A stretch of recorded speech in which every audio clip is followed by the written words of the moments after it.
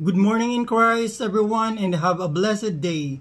Welcome back to my channel, Abdon Divilla.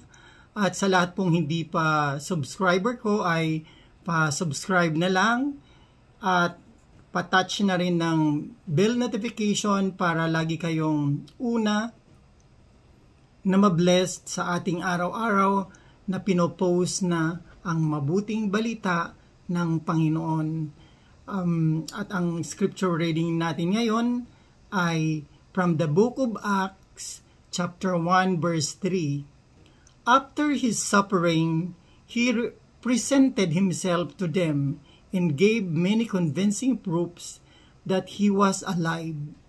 He appeared to them over a period of 40 days and spoke about the kingdom of God. Amen. Pagkatapos ng kanyang pagdurusa, ipinakita niya ang kanyang sarili sa kanila at nagbigay ng maraming katibayan na siya ay buhay. Siya ay nagpakita sa kanila sa loob ng 40 araw at nagsalita tungkol sa kaharian ng Diyos. Amen. Ang passage po natin ngayon ay nagpapatunay lamang na ang salita ng Diyos ay living and active. Ang Diyos mismo ay living and active din. Dahil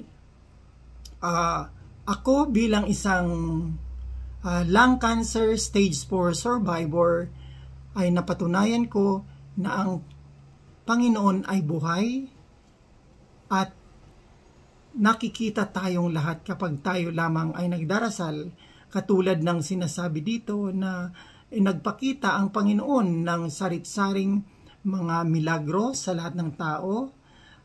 After niyang mamatay at muling mabuhay, nagpakita siya at ipinakita niya ang lahat ng kanyang mga kakayahan upang maniwala ang mga tao na totoo ang Diyos, na may Diyos.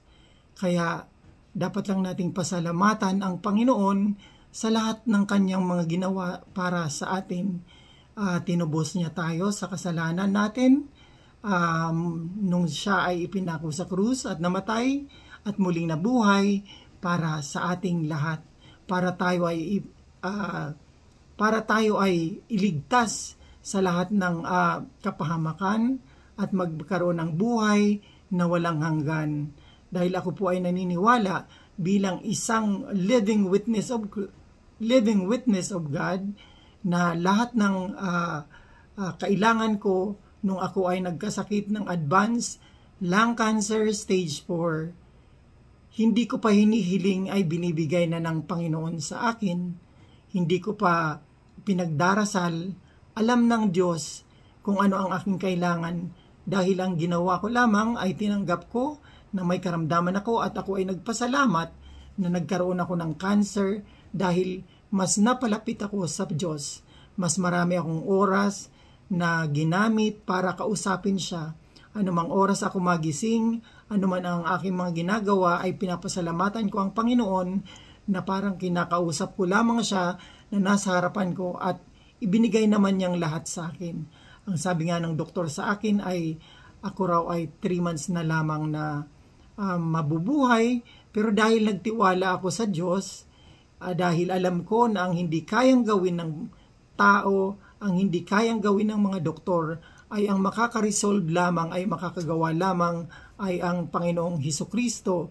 Dahil nga siya ay ang may likha sa atin. We are created by the image of God and the Holy Spirit is dwelling within us. Kapag ikaw ay naniniwala na ang Espiritu Santo ay nasa iyo, na bilang na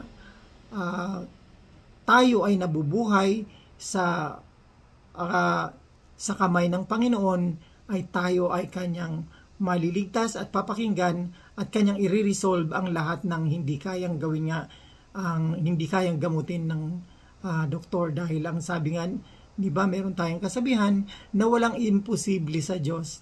And amen ako dyan dahil ako ay dumaan sa ganyang pagsubok na ibinigay ko lamang, isinurrender ko lamang ang lahat sa Panginoon dahil ang sabi nga ng doktor ko ay 3 buwan na lamang akong mabubuhay, pero dahil nga nagtiwala ako sa Diyos, ibinigay ko sa Diyos ang lahat. Ako ay ngayon 2021 ako na-diagnose, ngayon 2024 na, at patuloy kong ipapamahagi or i-spread ang salita ng Panginoon dahil napakabuti ng Diyos sa atin. At ito ang gusto ng Panginoon sa atin, na ikalat natin, ipagsabi natin ang lahat ng ang salita ng Diyos, ang mga nagawa niya para sa atin. Dahil yung iba, hindi alam kung ano ang kanilang pananampalataya, panay lamang ang dasal nila, panay lamang ang hiling, pero hindi alam ang tunay na pananampalataya. Dapat tayo, kapag tayo ay nananampalataya, magtiwala tayo sa kanyang mga salita. Let us live only to the Word of God, dahil yun lamang ang magbibigay sa atin ng totoong kaligayahan, at magtiwala tayo sa Kanya. Let us only listen to the voice of God. Let us not listen to the voice of the people. Dahil minsan, kung tayo ay makikinig sa tao, minsan nakaka-depress pa yan. Pero kung ang papakinggan lamang natin ay ang salita ng Diyos, tayo ay magkakaroon ng buhay na walang hanggan. And I pray all these things in the name of our Lord Jesus Christ. Amen.